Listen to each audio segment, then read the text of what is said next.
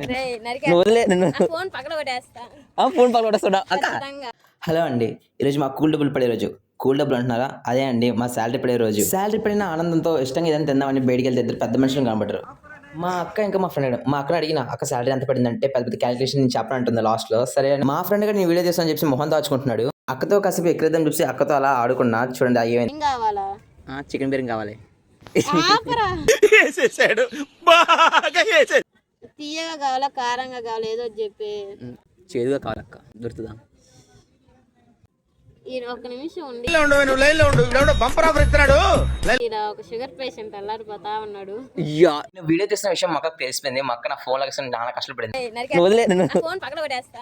Phone పక్కన కొట్టేస్తాడా చెప్పక్క. అక్క చెప్పు అక్క. ఇవ్వండి మా అక్క. ఎవరైనా జడ్డిదాని అంటాడు చెప్పు అక్క.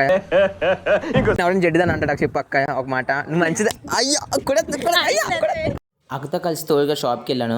కూల్ డబ్బులు పడ్డాయి కాబట్టి ఐస్ క్రీమ్ అన్నా. ఐస్ క్రీమ్ వంట చేసి పెట్టి నీకు ఐస్ క్రీమ్ కొనిపోతాను అడుగు. నా వంట నువ్వు తిన్నా అంటే ఉండవు అబ్బాయి. అదేంటో అక్కలందరూ ఎంతేనండి, ఫస్ట్ వాళ్ళే కొడతారు, తర్వాత వాళ్ళే బొజ్జగిచ్చి ప్రేమ చూపిస్తారు. మాత్రం అక్క మాత్రం ఐస్ క్రీమ్ మాత్రం ఇప్పించింది. అయ్యా అప్పుడే మన కూడా కాల్ చేసి తీసుకోవడానికి వచ్చాడు.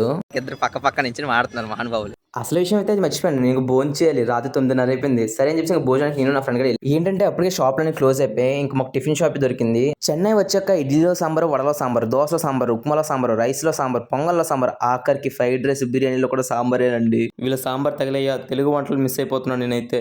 నచ్చినా నచ్చకపోయినా తినాల్సిందే, ఎందుకంటే మన ఇంట్లో ఇప్పుడు బయట ఉన్నాం, ఏ దొరికితే తినాలి. సరే అండి, ఇంకా చాలా లేట్ అయిపోయింది.